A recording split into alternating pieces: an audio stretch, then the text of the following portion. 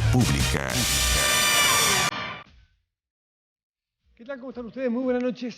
Bienvenidos a Vía Pública. El presidente Boric participó en el inicio de la cumbre de la Unión Europea y la Comunidad de Estados Latinoamericanos y del Caribe, CELAC. Fíjese que no se desarrollaba hace 8 años.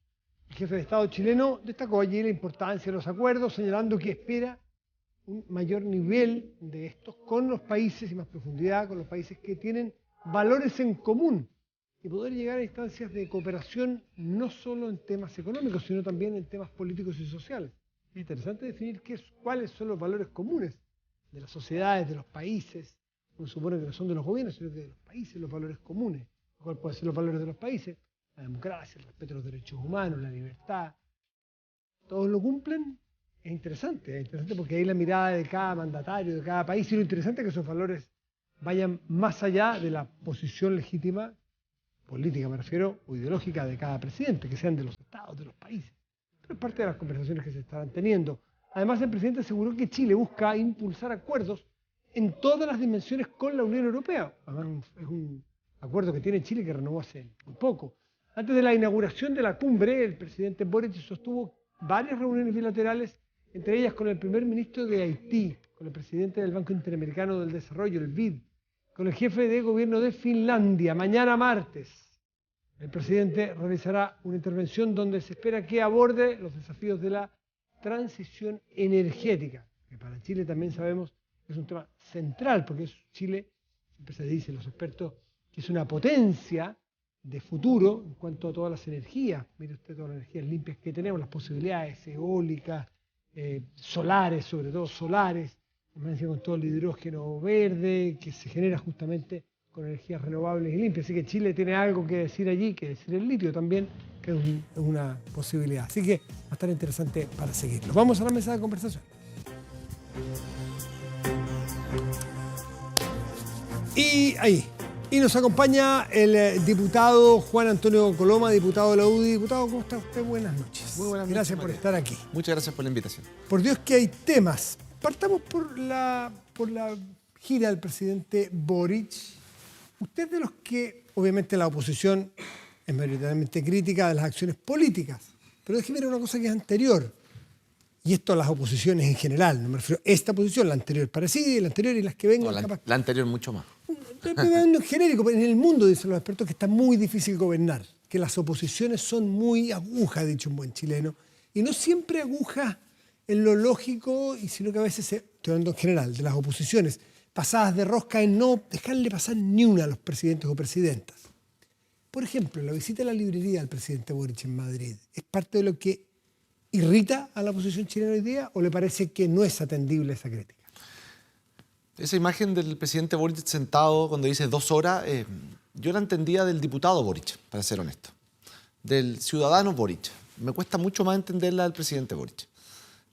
Creo que cuando el país está viviendo momentos especialmente bastante convulsionados, esa imagen del presidente sentado en el suelo leyendo o buscando libros me parece que es propia o no es el ideal que uno le hubiese pedido a un presidente de la República, sobre todo en momentos complejos. ¿Es leer, comprar libros o sentarse en el suelo? ¿O tener horas libres?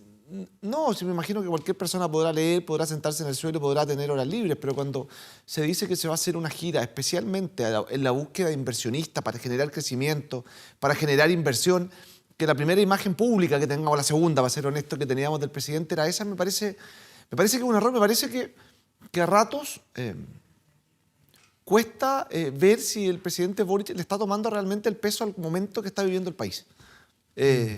Y eso es lo que uno siente en esas imágenes. El diputado Boric que lo hubiese hecho no hubiese tenido mayor relevancia. No puede sentarse a buscar libros, a leer. Uno supone que un presidente, jefe de Estado, que tiene muchos equipos, tiene que tener momentos de lectura, de pensar, de leer cosas distintas, de conectar hechos.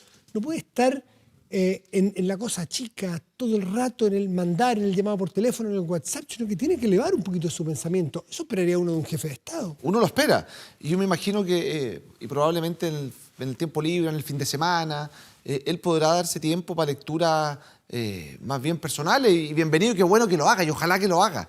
Distinto es en un viaje cuando va a representar al Estado de Chile, cuando se dice además cuando el presidente se va a este viaje es un momento especialmente complejo, además, en el que se va. ¿Ustedes creen que no debe haber ido? No, yo no soy tan crítico. Había una agenda potente en un momento relevante. Yo no soy de los que tiene que decir que si va a viajar, que no viaje, que si se queda, que por qué no fue. No. El presidente tendrá que tomar sus atribuciones, o sea, sus decisiones, pero creo que esa imagen, sentado como... La palabra no es perdiendo el tiempo, pero es cuando, sin tomarle el peso a la magnitud de los acontecimientos que están pasando en Chile y la promesa además que fue hacer, porque él fue a prometernos que iba precisamente a buscar inversionistas y en el primer, entre comillas, tiempo libre, que son como puntitos. Yo quería preguntarle porque es interesante conocer la decisión que cada persona tenga respecto de una acción como esa. Me limito a preguntarlo. Vamos luego a la parte formal y las reuniones o las expresiones públicas como presidente en ejercicio pleno. Por ejemplo, lo del ex juez Garzón. ¿Cómo lo toma la oposición? ¿Cómo lo toman ustedes? Es un tremendo error, es un error garrafal. No solo porque el juez Garzón fue condenado o fue expulsado, ¿no es cierto?, del Poder Judicial en España, no solo porque fue un fiel defensor de la causa boliviana en materia de acceso al mar, contra la causa chilena, se la jugó contra Chile, sino porque además revela... Pero como abogado, contratado, por eso, profesional. o sea, al final lo que uno ve de Garzón era probablemente la cara visible en materia internacional más relevante para la causa boliviana contra Chile.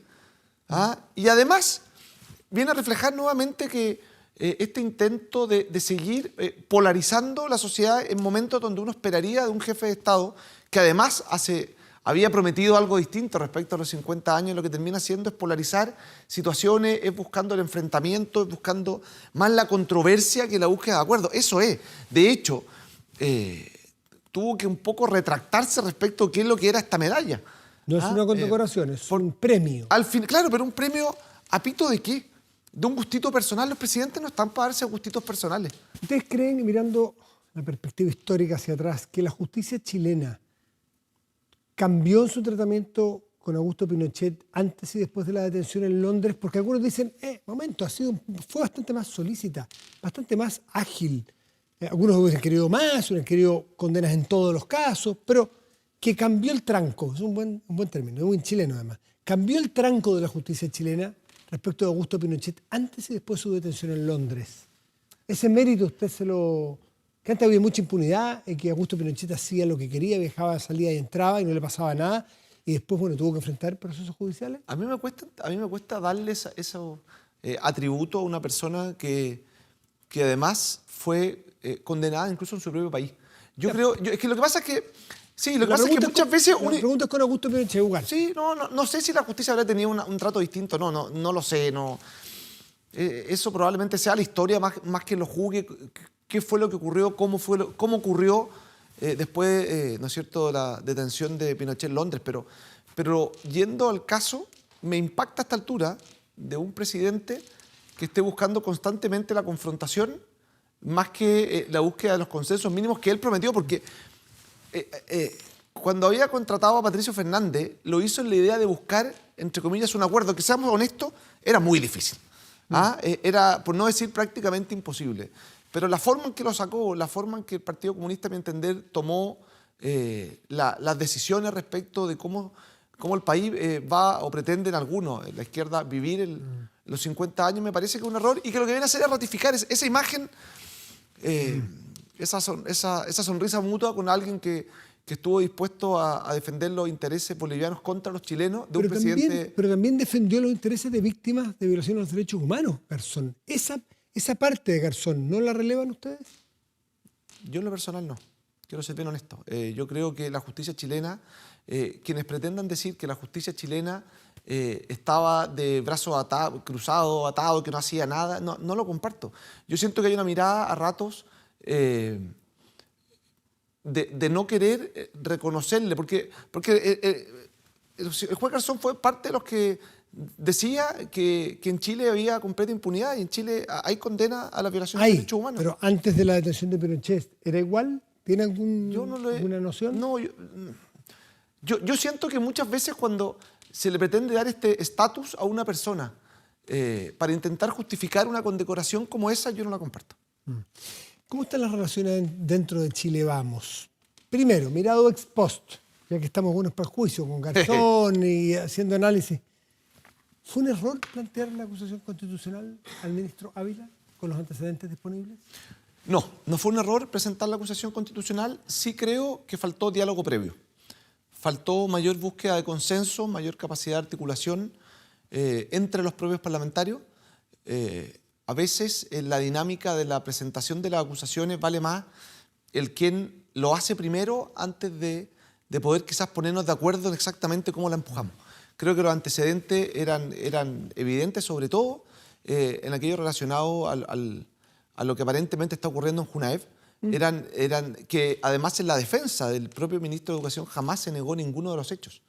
Entonces yo siento que quizás nos faltó diálogo previo, sí. Ahora, comparto la decisión de algunos parlamentarios de o no haber ido a votar o haber votado en contra. No la comparto. Creo que los antecedentes estaban de sobra. Leí el otro día una entrevista al ex ministro del presidente Piñera, ministro Varela, Gerardo Varela, ministro de Educación además, que decía algo así como: puede ser muy malo el ministro, y él lo encuentra muy malo como ministro, y él es abogado, pero que no tiene asidero, no tenía asidero alguno la acusación constitucional. Y muchos analistas y columnistas de derecha también estiman que fue un error estratégico tremendo de su sector, porque cambió el foco, le permitió al gobierno cambiar el foco en una crisis en la cual el tema de democracia viva, en fin, y puso el foco político en la acusación. ¿Cómo ven ustedes esa acusación a ustedes? A ver, ha quedado bastante claro, no solamente por analistas de nuestro sector, sino que de forma bastante transversal, y muchos además de los que votaron en contra de la acusación,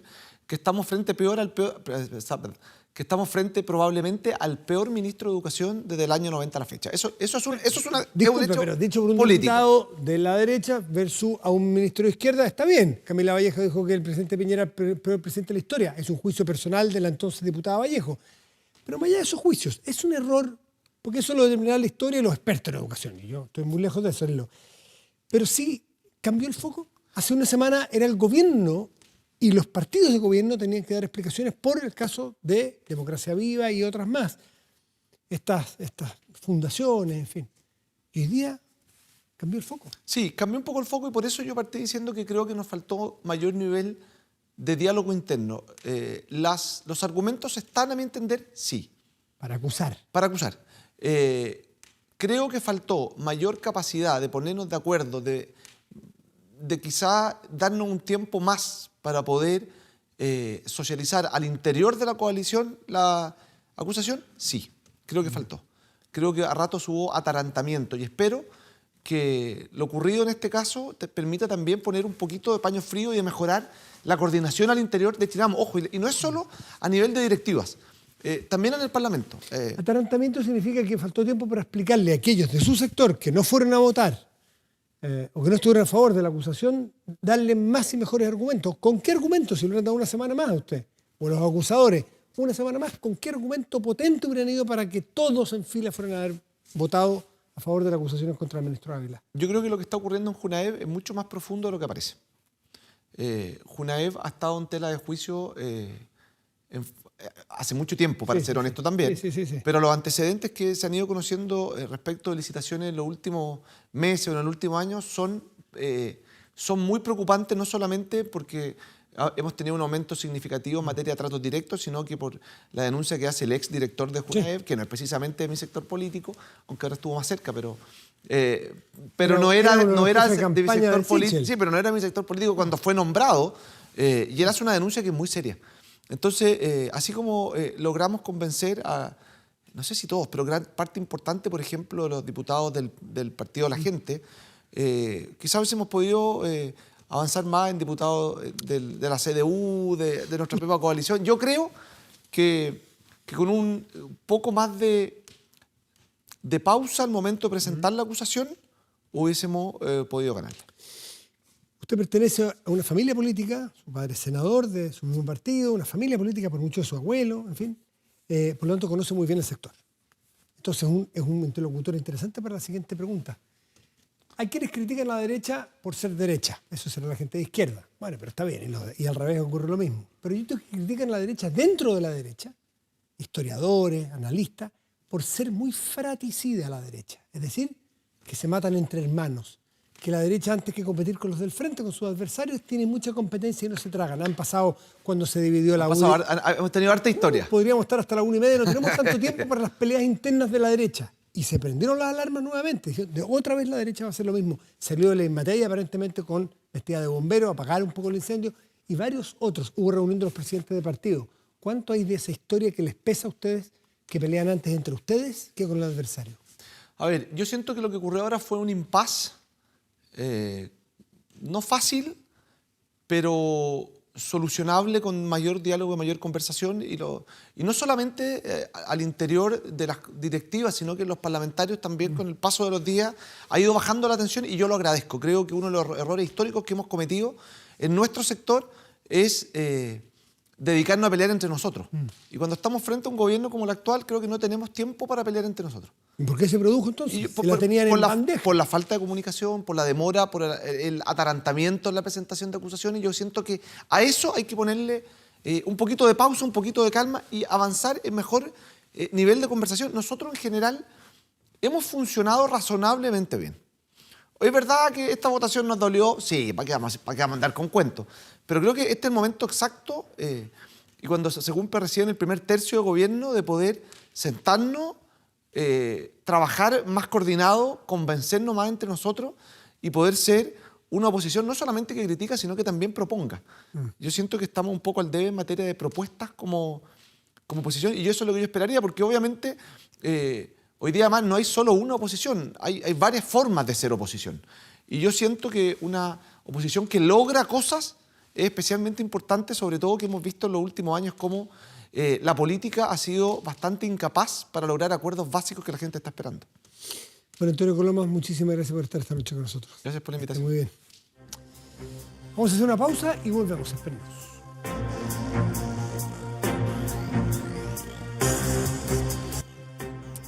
Protéjase de la delincuencia con Tepillé, vigilancia en tiempo real de cámaras de seguridad con audio disuasivo para su empresa. Alarmas Tepillé con cámaras conectadas a su smartphone y botón de emergencia móvil para su hogar. No sea usted la próxima víctima y contrátelos en tepillé.cl.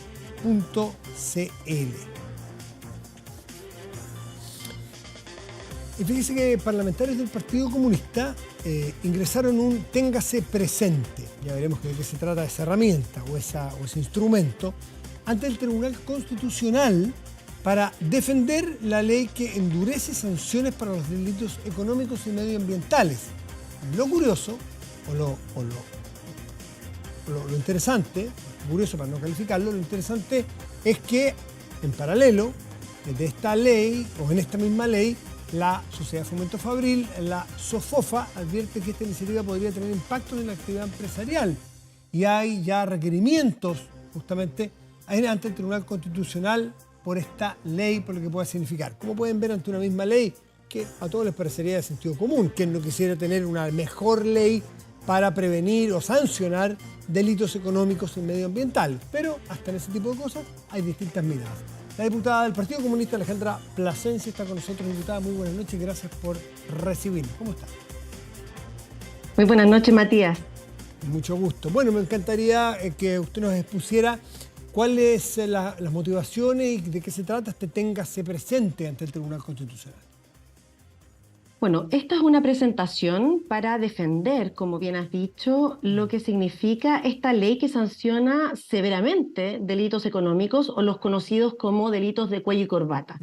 Y hay que decir que la presentación de la CPC lo que hace en este téngase presente que ellos han presentado es que curiosamente asimila negocios que puedan ser, por supuesto, legítimos dentro de nuestra legislación a delitos.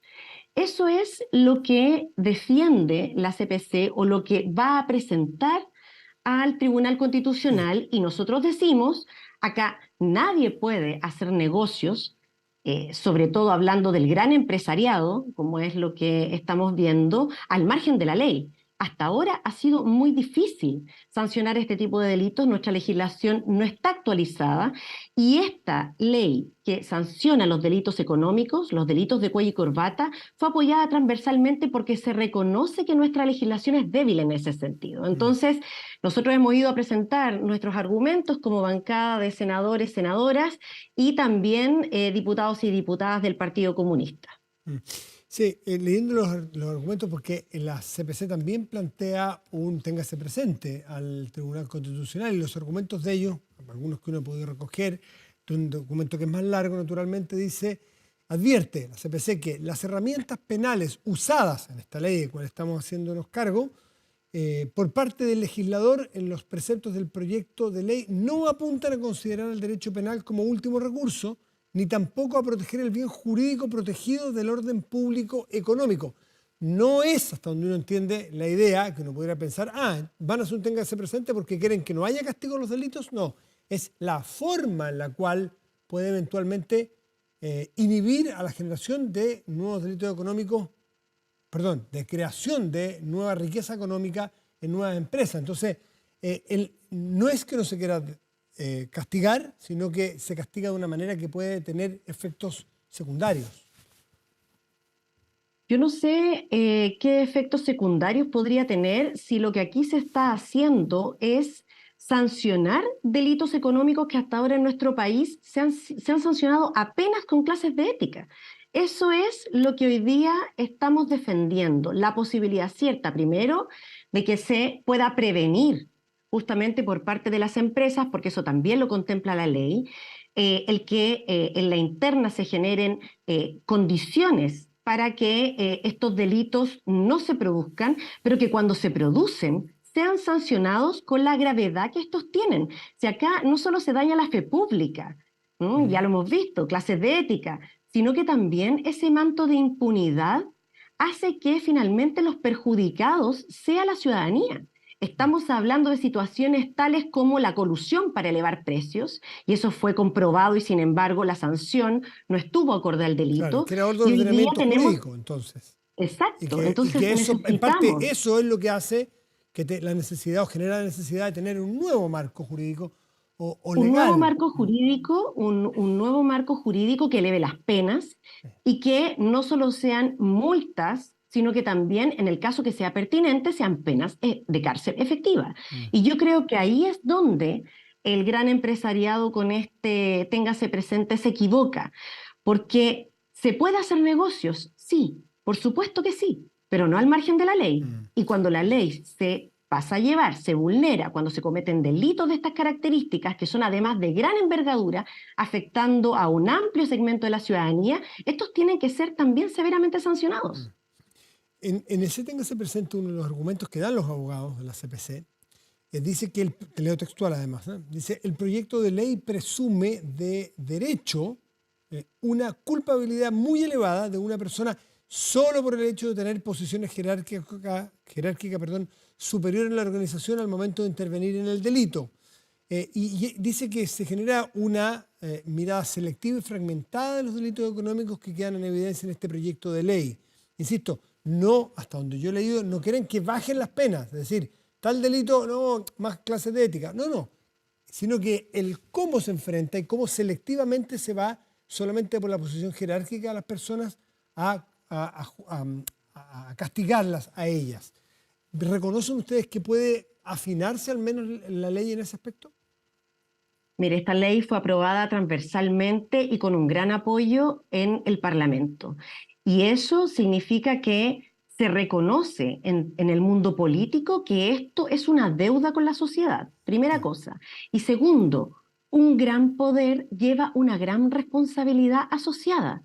Y eso significa de que, reconociendo que ha habido empresarios, grandes empresarios, multimillonarios, que han quebrantado la ley y que han sido muy irresponsables, eso significa que entonces nuestra legislación tiene que estar a la altura.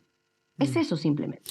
Ya, pero hasta donde yo sé, hasta donde yo he leído, no sé si usted tiene otros elementos a la vista, no plantean que la persona, por muy multimillonaria que tenga, y si es que comete un determinado delito, no están planteando que esas personas por esa posición tengan una pena menor. sino que sencillamente es la forma en la cual se aproxima a las personas, no necesariamente por cometer el delito, sino por la posición jerárquica. Y allí establecen estas personas que habría una infracción a la Constitución. No están pidiendo que dejen como letra muerta los castigos, que fueron políticamente sancionados de manera transversal, según usted me dice. Por eso se le pregunto más bien en lo técnico. Puede haber transversalidad política, pero aquí lo que plantea un órgano de control constitucional es ver si cumple o no con la Constitución actual. Está haciendo una revisión el Tribunal Constitucional de forma preventiva, ¿ya? Es decir, por eso llega al Tribunal Constitucional. Preventivo. No hubo ninguna reserva de constitucionalidad por parte de la CPC. Durante toda la tramitación no fueron a plantear estos puntos al Parlamento, donde se discuten las leyes. Y lo hacen ahora. Hubo una reserva de constitucionalidad que fue rechazada por el Tribunal Constitucional y que la planteó un diputado de Republicanos. Y eso da cuenta de que en el fondo lo que aquí se ha hecho es una buena legislación. El Tribunal Constitucional esperamos que recoja nuestros argumentos, que ojo, no los hemos planteado solo nosotros, lo han planteado también otros grupos de diputados y diputadas, porque entendemos que esta legislación es una necesidad para el país. La CPC está en todo su derecho de plantear al Tribunal Constitucional el téngase presente. Sin embargo, nosotros esperamos que acá lo que se haga es validar lo que no solo democráticamente debatió el Parlamento, sino que con una convicción de, ojo, una tramitación de más de 4 años para llegar a una legislación como la que esperamos finalmente sea promulgada. Diputada Plasencia, me gustaría cambiar de tema porque hay muchos temas que están sobre la mesa y es la crítica. Recién estábamos con un diputado de la UDI respecto del caso Garzón, podríamos decir. Este premio, este reconocimiento, que no es una condecoración, que el presidente Boric le hace. Uno podría separar en varios aspectos en la figura de Garzón. ¿A ustedes les complica en algo? ¿Tienen algún reparo de algún tipo contra Baltasar Garzón y que haya sido premiado por el jefe de Estado de Chile, o les parece perfecto en toda la línea? Mire, yo entiendo que el reconocimiento que le hace el presidente al juez Baltasar Garzón, lo que hace es juez. Bueno, ex juez, Sí, fue lo que suspendido en su hace, propio país. claro, Fue pero lo que expulsado de la hace judicatura.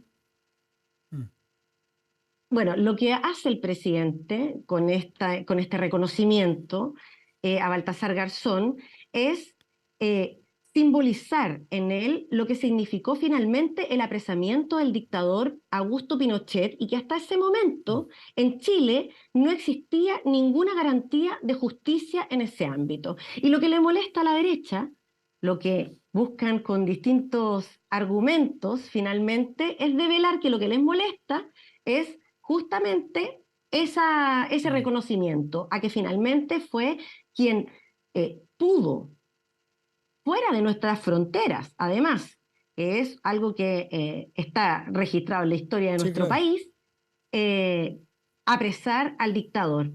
Y eso es coherente, lamentablemente, con la defensa que han estado haciendo durante las últimas semanas del golpe de Estado y de la dictadura militar que lamentablemente tuvo para nuestro país un quiebre democrático y violaciones a los derechos humanos que esperamos nunca más se repitan en Chile. Yo le planteaba recién al diputado Coloma exactamente eso, si acaso no es reconocible, insisto, Baltasar Garzón tiene muchas cosas por las cuales poder analizar este premio, pero uno de ellos, si acaso no era indiscutible que la justicia chilena tuvo un tranco, usé esa palabra, es un tranco distinto en enjuiciar a Augusto Pinochet antes de octubre del 98 y después. Es decir, que Baltasar Garzón, se lo pregunté hace 5 minutos, por mal que les cayera, entre comillas, no se trata de que uno le caiga mal, eso es muy infantil, pero se entiende. Por mal que les cayera, hay que reconocer que le puso dinamismo que la justicia chilena actuara frente a una persona que estaba siendo acusada por violaciones, graves violaciones a los derechos humanos. Él no veía un cambio de tranco, no veía un cambio de intensidad en la justicia. ¿Usted la vio? ¿Cree que el factor Garzón y ese apresamiento en Londres cambió la mirada de la justicia chilena frente a Augusto Pinochet? Sí, es posible, pero lo simbólico del apresamiento de Augusto Pinochet, junto con otras condenas que han ido sucediendo a lo largo del tiempo, da cuenta que finalmente en nuestro país ha habido por mucho tiempo falta de justicia, ¿no? Eso fue lo que develó finalmente el que el juez, en ese momento juez Baltasar Garzón, lograra el apresamiento del dictador, pero también la exigencia para nuestro país de llegar a condenas ejemplares en violaciones a los derechos humanos, tanto de civiles como militares. Y esto usted se lo Y atribuye a la, ese hito histórico, a esa detención. es un hito histórico, pero aún así en nuestro país aún persisten deudas en ese sentido, deudas Bueno, de verdad, todavía hay desaparecidos sin que justicia, se sepa su paradero. exactamente, Sí. verdad, justicia, reparación efectiva y garantías de no repetición. Eso todavía es una deuda en nuestro país, en muchos casos, pero es una deuda con toda la sociedad y no solo, principalmente, pero no solo con las víctimas de la dictadura civil y militar. Y yo creo que hoy día que estamos en 50 años del golpe de Estado, debe ser un tema que todos los sectores políticos relevemos para que nunca más se produzcan en nuestro país. Eh, ¿Cómo ven ustedes, voy a cambiar a Garzón de posición estratégica política, al Garzón que estuvo del lado de la defensa boliviana en el diferendo con Chile, en el diferendo marítimo con Chile? ¿Sienten que de alguna manera ese fue un error estratégico del presidente Boric por premiar a una persona que estuvo justamente contra quien estuvo al otro lado del estrado enfrentado con Chile por un tema tan sensible? ¿O usted cree que eso no pesa tanto? Yo no voy a hacer un juicio respecto de si es una falta estratégica o no. El presidente ha hecho una gira muy interesante en términos de lo que significa el posicionamiento de nuestro país, en términos políticos, económicos, pero también ha participado de conmemoraciones justamente de lo que significó el golpe civil y militar en nuestro país. Y entiendo que se da en ese contexto. Nosotros podemos tener opiniones respecto de el ejercicio profesional de Baltasar Garzón. Sin embargo, es indiscutible para lo que significa quienes todavía esperamos que el Estado de Chile esté a la altura, en tanto no solo reconocer la violación a los derechos humanos, sino que también la condena irrestricta a lo que fue el golpe de Sí, Estado, no, no, y en eso, entiendo que en ese contexto es que él otorga este sí, reconocimiento. sí, sí. Pero, sin duda, dejando el tema de derechos humanos ya analizado y habiendo ya obtenido su respuesta, lo quería llevar al tema de Bolivia. Garzón fue defensor de Bolivia, que era nuestro adversario directo en una demanda. ¿Eso para ustedes merece algún reparo o no? Mire, no, como le digo, creo que no está dentro del contexto hacer un juicio en ese ámbito respecto de la acción del presidente. Creo que él ha obrado en su plena convicción y en ese sentido yo respeto el reconocimiento que se le ha hecho a Baltasar Garzón. Ya. Eh, Otro tema que me interesa mucho también como militante del Partido Comunista es las informaciones que han aparecido en la prensa en los últimos días respecto de una eventual, una acusación de una eventual coima que habría pagado el alcalde y que se le formalizaría por ese delito. Hablo en potencial porque primero las personas tienen presunción de inocencia y después tienen que ocurrir las cosas. Pero una versión periodística de La Tercera planteaba que la Fiscalía va a formalizar al alcalde Jadue de su partido por casos de supuestas coimas en el contexto de la pandemia y siendo el presidente de las farmacias populares. ¿Cuánto afecta esto eventualmente al Partido Comunista? Porque él es una figura muy central en el partido, muy importante. Por supuesto, Daniel Jadue es un alcalde que ha tenido una gestión reconocible no solo en Recoleta, sino que también a nivel nacional. Y como él mismo lo ha dicho, acá lo que corresponde es que actúe la justicia. Y entiendo que él, y yo conozco lo mismo que usted, Matías, porque no tengo mayores detalles, son los trascendidos que hemos conocido por la Sí. prensa. eh, Entiendo que él se ha puesto a disposición de que cuando sea citado a declarar, si es que eso ocurre, él va a entregar todos los antecedentes de los que dispone, dando cuenta de Sí, hoy día inocencia, no sé si digamos, usted, él lo ha declarado así. no sé si leyó usted, bueno, claro, ahí está la presunción de inocencia y hay que ponerla sobre la mesa y ponderarla como en cualquier persona, ¿no? No porque sea una autoridad no va a tener esa presunción a su favor. Pero hoy día salió, habiendo dicho lo anterior, hoy salió en la prensa un elemento nuevo, que es que un chofer de la empresa a la cual el alcalde le habría pedido esta coima, dice que no le contaron que él participó de reuniones donde estaba Jadwe y él participó en el descargue de un auto que traía los elementos farmacéuticos, era alcohol gel, mascarilla, guante, en la sede del Partido Comunista de Recoleta. ¿Usted leyó esos antecedentes?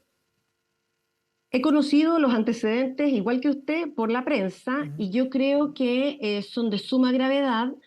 Sin embargo, también creo que es importante que la justicia haga su trabajo. Y acá lo que hemos tenido, si bien son trascendidos con declaraciones de personas que podrían estar involucradas en estas situaciones o que se plantean como protagonistas en este caso, son eso, trascendidos que yo espero, por supuesto, Sí, me imagino. sean parte de una investigación exhaustiva y que, por cierto, el alcalde también pueda plantear sus argumentos en ese ámbito cuando sea citado a declarar. Y si Hasta eventualmente... ahora, él ha dicho que no ha sido citado a declarar y que de hacerlo, de ser citado, va a colaborar con la justicia.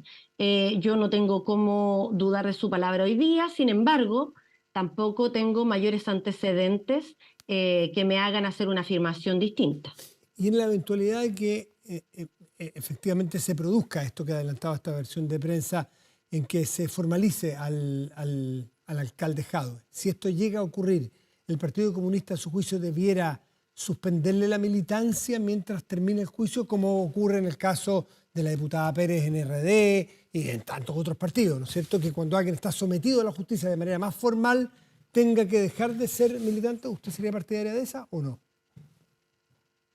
Mire, yo creo que aquí lo relevante es conocer formalmente los antecedentes, cosa que sí conocimos en otros casos. Primero, conocer los antecedentes. Primero, tener todos los argumentos sobre la mesa y en base a eso, por supuesto que tomaremos las decisiones correspondientes. Pero Es decir, en nuestro partido, no, es que en nuestro partido no se avala la corrupción, en nuestro partido no se avala la falta de probidad. Eso es algo que nosotros hemos declarado y que yo mantengo. Por lo tanto, en el momento que conozcamos los antecedentes, cuando la justicia opere y cuando acá exista todos los elementos, tomaremos una decisión acorde con eso. Olvidémonos del caso Jadwe en particular, que está en desarrollo. El Partido Comunista, si algún militante del Partido Comunista es formalizado por un hecho de corrupción, formalizado por la Fiscalía, puede o debe seguir siendo militante en régimen como lo era antes de esa formalización o no. O debe dejar de serlo o al menos suspender la militancia. Olvídese el nombre propio de Daniel Jadwe. Yo creo que habría que evaluarlo, por supuesto. Hay que evaluarlo. No, afortunadamente hasta ahora no tenemos ningún caso que nos haya hecho tomar una decisión de esas características. Nuestro partido se caracteriza justamente por tener claridad respecto de una ética, una probidad, que para nosotros es muy importante y por supuesto que no avalaríamos ningún caso de esas características. Diputada Alejandra Plasencia, diputada del Partido Comunista, muchísimas gracias por estar esta noche con nosotros. Que le vaya muy bien. Buenas noches. Muy amable, gracias. Hacemos una pausa y volvemos, espérenos. Estamos de vuelta aquí en Vía Pública. De inmediato revisamos nuestro portal de contenidos y noticias 24horas.cl, que en este momento destaca la siguiente información: PAES regular, admisión 2024, que es la prueba de selección universitaria. ¿Hasta cuándo hay plazo para inscribirse? Ojo, que no se les pase el plazo. Recuerden que ahora es más de una vez al año. 24horas.cl te lo cuenta, te informa, te ayuda a recordar. ¿Revisamos el tiempo? Vamos con la temperatura de este momento en la región metropolitana. Está nublado y hay 8 grados con 7 décimas. El pronóstico para mañana y pasado es el siguiente en esta región capital. Mañana martes habrá cielo nublado y una máxima probable de 19 grados. En tanto el miércoles, lo mismo, nublado, pero la temperatura levemente más baja con 17 como tope. 17 grados. Revisamos otras regiones y otras localidades. Caldera, en la región de Atacama. Caldera tendrá cielo parcial y 18 grados de máxima probable. En tanto Temuco, en la región de la Araucanía, 11 grados como máximo. Espera Temuco para mañana con cielo parcial.